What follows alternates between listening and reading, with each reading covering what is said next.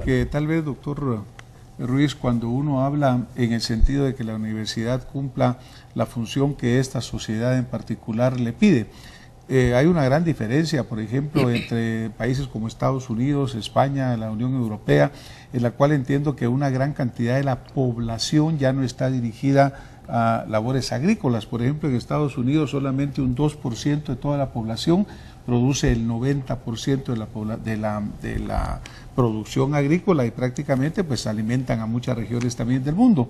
Pero las universidades, por ejemplo, están más encaminadas a áreas, por ejemplo en Guatemala por lo menos, áreas como la agricultura, áreas como la veterinaria, no reciben verdaderamente la cuota, digamos, que debían de tener en carreras, en servicios, en escuelas.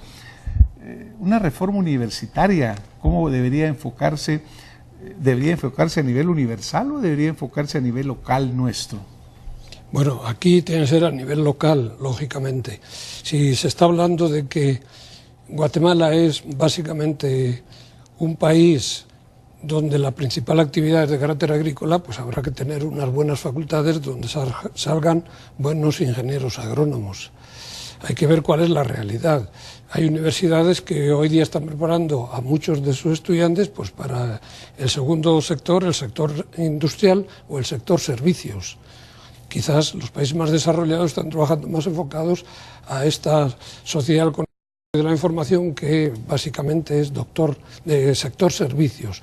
Bueno, en Guatemala lógicamente habría que empezar porque este sector agrícola estuviera bien atendido, con buenos profesionales, con centros de formación profesional orientados hacia el desarrollo agrícola, buenos ingenieros agrónomos y creo que hay bastantes ingenieros agrónomos y a mí me complace saber que en el programa de doctorado que desempeñamos nosotros aquí en Guatemala tenemos muchos estudiantes que son ingenieros agrónomos que quieren mejorar su formación elevando su nivel educativo ascendiendo al grado de doctor y que están en Guatemala capital, están en Quetzaltenango, están en Cobán, etcétera, en distintas ciudades donde hay secciones universitarias y predominan mucho los ingenieros agrónomos, que me ha llamado la atención, pues lo entiendo perfectamente, claro, porque estamos en un país agrícola por excelencia. Yo le mencionaba algo de la globalización porque, por ejemplo, países como la India han, digamos, llenado el mundo de ingenieros electrónicos, ingenieros en informática, que no tienen ellos capacidad de absorberlo, pero prácticamente las sociedades en Estados Unidos, en Europa, hay muchísimo ingeniero formado en India o países, digamos, del sudeste asiático que están cubriendo posiciones en estas áreas que sí, se han venido pero cubriendo. Desde la misma India están resolviendo problemas de la población americana sin necesidad de desplazarse a los Estados Unidos. Creo que pasan las dos, ¿verdad? Una gran emigración. Sí, hay una gran emigración, una gran pero al revés, en los Estados Unidos los servicios que les pueden resolver los informáticos que están trabajando en Bangalore, pues resulta que son unos trabajadores mucho más baratos que si esto lo estuvieran resolviendo en los Estados Unidos. Entonces, en esta sociedad globalizada en la que nos encontramos, es muy fácil, a través de los medios electrónicos, encargar que en Bangalore, por ejemplo, y esto lo explica Thomas Friedman en un libro que se llama La Tierra es plana.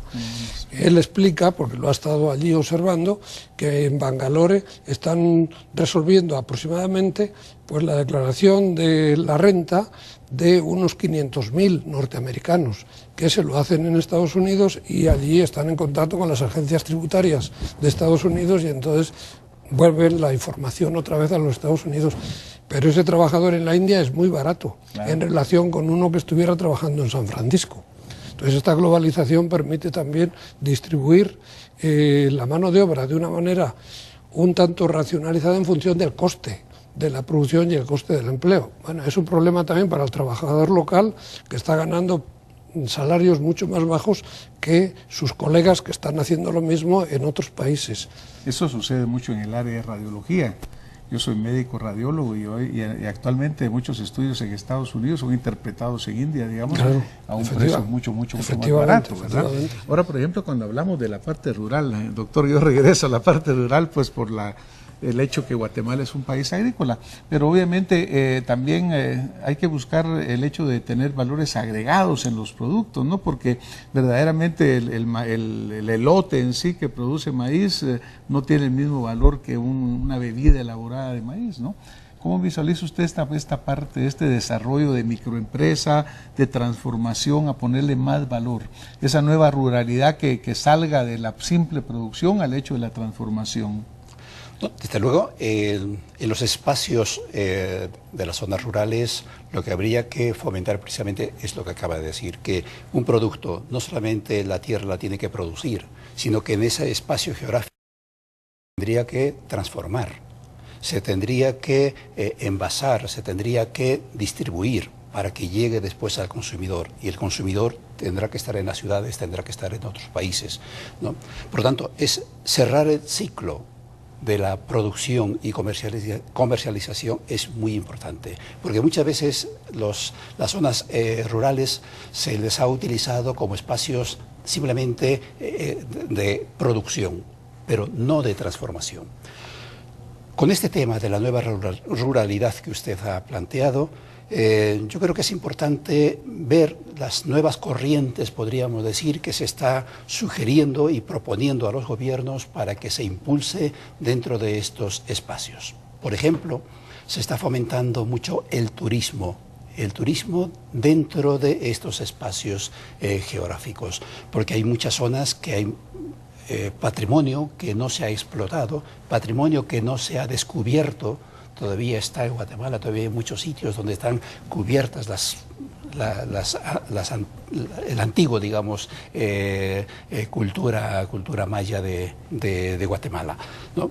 Por tanto, el fomentar que las personas de la ciudad salgan al campo, el fomentar que las personas que están en los espacios rurales puedan acoger, transmitir su cultura, transmitir sus formas de vida, transmitir hasta cierto punto también determinados aspectos de sus formas, digamos, de organización, ¿no?